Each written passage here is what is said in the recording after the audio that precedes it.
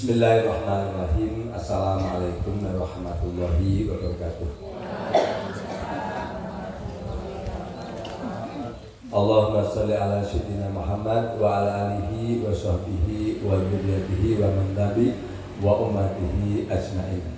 Rabbi zidni ilma warzuqni fahma, Rabbi shrah li sadri wa yassir li amri wahlul 'uqdatam min lisani yafqahu qawli. Amin ya rabbal alamin. Ihdinas siratal mustaqim.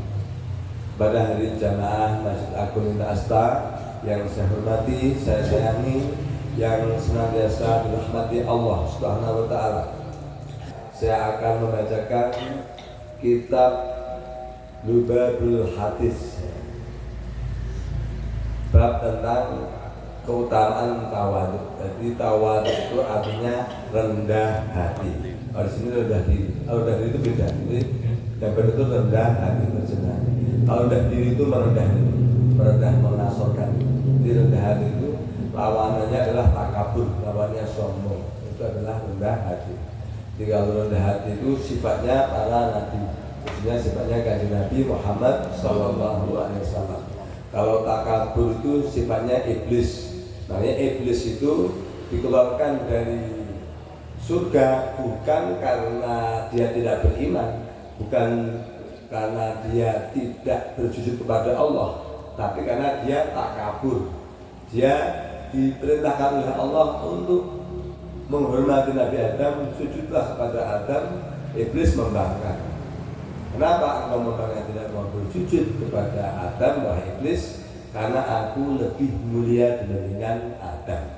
Sesungguhnya aku terbuat dari api, sementara Adam hanya dari tanah lumpur. Itulah kesombongan. Makanya berdasarkan hadis itu, sombong adalah merendahkan orang lain. Jadi setiap tindakan merendahkan orang lain itu adalah kesombongan. Kemudian setiap tindakan menolak kebenaran itu juga kesombongan. Jadi sombong adalah menolak kebenaran dan merendahkan orang lain. Itu kita introspeksi ke masing-masing. Kita tidak merendahkan orang lain, tapi kita dikasih tahu kebenaran selalu menolak. Sombong. Apapun yang tidak mau melakukan itu sombong. Itu jelas hadisnya. Tetapi diperintahkan jika tawadhu, balaslah dengan tawadhu. Jika ada orang rendah hati, harus juga dengan lebih rendah hati kembali. Tapi jika ada orang sombong, harus dibalas dengan kesombongan yang lebih tinggi. Jadi sombong itu tidak apa-apa ketika kesombongan itu untuk orang yang sombong. Contoh, saya sering melakukan kesombongan itu, tapi untuk yang sombong. Contoh seperti kemarin saya di Jawa Tengah itu, saya melawan, mohon maaf, menghadapi polisi banyak sama kejaksaan. Kalau saya menghadapinya dengan tawadhu, diinjak saya. Itu gayanya orang sombong. Itu ada contohnya ketika Fir'aun sombong, dihajar sama Nabi Musa dengan kesombongan yang lebih tinggi. Tapi kalau kesombongan dibahas dengan kesombongan. Ini saya bacakan dasar yang saya sampaikan. Qala Nabi Muhammad sallallahu alaihi wasallam, bersabda kanjeng Nabi Muhammad sallallahu alaihi wasallam, man tawaddu'a lillahi rafa'ahu Allah wa man takabbara wada'ahu Allah. Man tawaddu'a, barang siapa tawadhu, rendah hati, lillahi, maka lillahi rafa'ahu Allah. Jadi orang yang rendah hati karena Allah. Jadi kita rendah hati itu ditujukan hanya karena Allah, bukan karena saya pengen rendah hati biar orang lain menghormati, percuma. Jadi benar lillahi ta'ala. Rafa'ahu Allah, maka Allah akan mengangkat derajatnya. Kemudian waman takabbara, dan barang siapa takabur, sombong, wada'ahullahu, maka Allah akan merendahkan dirinya. Jadi kalau orang sombong justru akan merendahkan. Jadi 315 Nabi Muhammad SAW bersabda, tiadalah setiap manusia melainkan pada kepalanya ada dua rantai. Satu rantai di langit ketujuh dan satu rantai yang satunya di bumi ketujuh. Jadi kepala manusia itu ada dua rantai, satu ke langit, satu ke bumi. Apabila dia merendahkan diri, maka Allah mengangkatnya dengan rantai itu ke langit 7.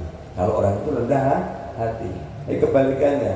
Dan jika dia sombong, maka Allah merendahkan, menariknya ke bawah sampai ke bumi ke tujuh. Jika orang yang sombong tadi sudah jenderal tadi sudah ditenggelamkan oleh Allah ke bumi ke tujuh. Makanya pasti hancur. Orang sombong pasti hancur. Kemudian jika kamu semua melihat orang-orang yang sopan santun atau rendah hati, maka sopan santunlah kamu semua kepada mereka.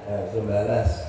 Dan jika kamu semua melihat orang-orang sombong, maka sombonglah kepada mereka. Sombong itu diperbolehkan, tapi kepada orang yang sombong lagi. Jadi kalau sama orang sombong kita lemah lembut diinjak, percaya sama saya. Makanya hadis ini benar. Makanya kalau ada orang sombong datang sini, saya hajar lagi sama saya itu memang ternyata tidak salah. Ini dasar hukum. Kemudian Nabi bersabda, ini 37, bersopan santunlah terhadap orang-orang yang bertawadhu, rendah hati, karena sopan santun terhadap orang-orang yang tawadhu adalah sedekah. Ini sedekah. Dan bersombonglah, ini jelas. Dan bersombonglah terhadap orang-orang yang sombong, karena sombong terhadap orang-orang yang menyombongkan diri itu adalah sedekah. Jadi boleh sombong kepada yang sombong, makanya harus dihancurkan kesombongan. Nabi Muhammad bersabda sallallahu alaihi wasallam, balaslah dengan kesombongan atas orang yang sombong, karena sesungguhnya sombong terhadap orang yang sombong itu sedekah. Jadi hadisnya sangat banyak. Ya, 319. Nabi Muhammad sallallahu alaihi wasallam bersabda, pokok sopan santun adalah jika seorang memulai memberikan salam kepada orang yang dijumpai dari orang Islam dalam tempat-tempat duduk atau majelis. Saya kemudian, jadi terbuktinya orang-orang yang tawadhu itu orang yang menyalami duluan, assalamualaikum, salaman, tanya duluan, itu menunjukkan dengan itu rendah hati. Kalau pengennya enggak terus pengen ditanya duluan, itu termasuk tanda orang sombong. Kata siapa? Kata hadis terusan kan. Tanda orang tawadhu adalah orang yang mau menyalami duluan, mau bertanya duluan, mau bertegur sapa duluan, tidak akan merendahkan diri, justru meluhurkan diri. Sopan santun itu adalah menjadi sasaran kemuliaan. Jadi kalau kita sopan santun, jadi kemuliaan itu bukan karena kaya raya atau tinggi pangkat, tapi karena ketawaduan. Dan satu lagi, Nabi Muhammad SAW bersabda, pemurah atau dermawan adalah takwa. Jadi orang yang dermawan itu menunjukkan ketakwaan.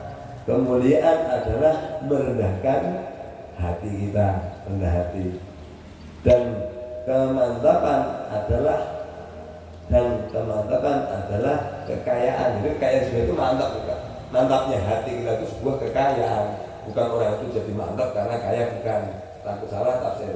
Dan kemantapan adalah kekayaan. Orang lagi ya.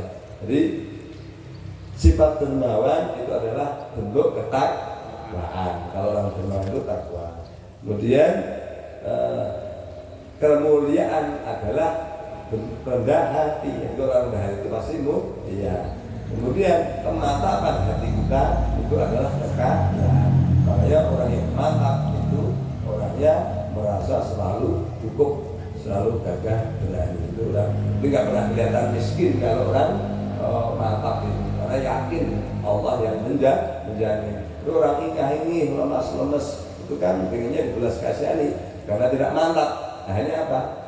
Tidak menjadi kaya. Jadi kaya itu karena mantapnya hati kita kepada Allah Subhanahu wa ta'ala. Demikian, semoga bermanfaat. Billahi hidayah. Wassalamualaikum warahmatullahi wabarakatuh.